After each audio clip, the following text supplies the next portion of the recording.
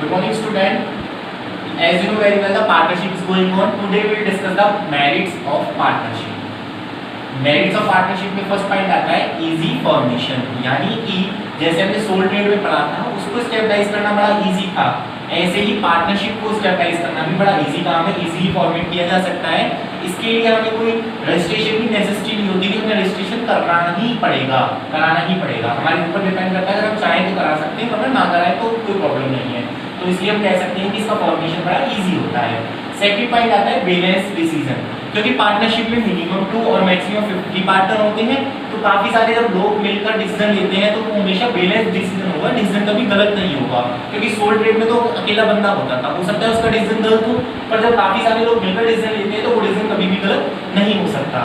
Third point आता है मोर financial resources, क्योंकि सोल ट्रेड में अकेला बंदा होता था तो उसका फाइनेंशियल रिसोर्स क्या होता था, लिमिटेड होता था। बट पार्टनरशिप में मिनिमम 2 और मोर देन 50 तक पार्टनर होते हैं, तो उस केस में क्या होगा कि फाइनेंशियल रिसोर्स क्या हो जाएंगे, ज्यादा हो जाएंगे, मोर फाइनेंशियल रिसोर्सेज। नेक्स्ट आता है डिवीजन ऑफ रिस्क, क्योंकि सोल ट्रेड में क्या होता था सारा रिस्क एक ही बंदा बियर करता था, बट इसमें क्या होता है रिस्क जो क्या होता है डिवाइड हो जाता है काफी सारे पार्टनर्स में, जितने पार्टनर है उतने पार्टनर्स में रिस्क को डिवाइड कर दिया जाता है। उसके बाद आता है सीक्रेसी।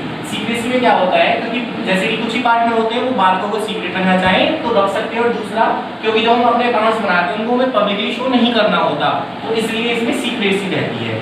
उसके बाद हम डिस्कस करते हैं लिमिटेशन ऑफ पार्टनरशिप। पार्टनरशिप की लिमिटेशन क्या है या इसकी कमियां क्या है।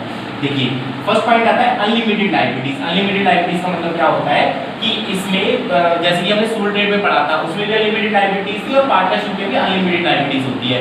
अगर उन्होंने बिजनेस में मान लो 1 लाख रुपए लगा रखी है, 1 लाख रुपए की हमारी असेट्स है, और अगर हमें नुकसान उससे ज्यादा का हो जाता है तो हमें अपनी पर्सनल असेट्स बेचकर भी बिजनेस के नुकसान की भरपाई करनी पड़ती है। इसलिए क्या होता है इसमें अनलिमिटेड लायबिलिटीज होती है। उसके बाद नेक्स्ट पॉइंट आता है लिमिटेड रिसोर्सेज, क्योंकि कुछ मान लीजिए 2 पार्टनर हैं तो उनका जो रिसोर्सेज होंगे वो लिमिटेड ही तो होंगे, एक लिमिट तक ही तो वो पैसा इन्वेस्ट कर सकते हैं।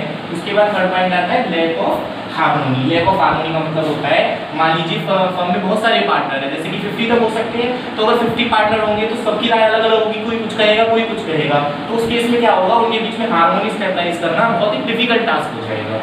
उसके बाद नेक्स्ट पॉइंट आता है lack of continuity. Lack of continuity का मतलब है कि हम लंबे टाइम तक इसको चला पाना एक डिफिकल्ट टास्क हो जाता है। मान लीजिए 2 पार्टनर है हमारी फर्म में, पार्टनरशिप फर्म में 2 ही पार्टनर है, उनमें से एक पार्टनर की डेथ हो जाए तो उस केस में क्या होगा हमें अपनी पार्टनरशिप फर्म को बंद करना पड़ेगा, तो उस पॉइंट ऑफ व्यू हो गया lack of continuity. Next point आता है लैक ऑफ पब्लिक फेथ। इस पर पार्टनरशिप फर्म पर पब्लिक फेथ कम होता है। उसका रीजन क्या है, क्योंकि हम जो हम अपने अकाउंट्स बनाते हैं उनको पब्लिकली शो नहीं करते, इसलिए पब्लिक इन पर फेथ नहीं करती। Thank you.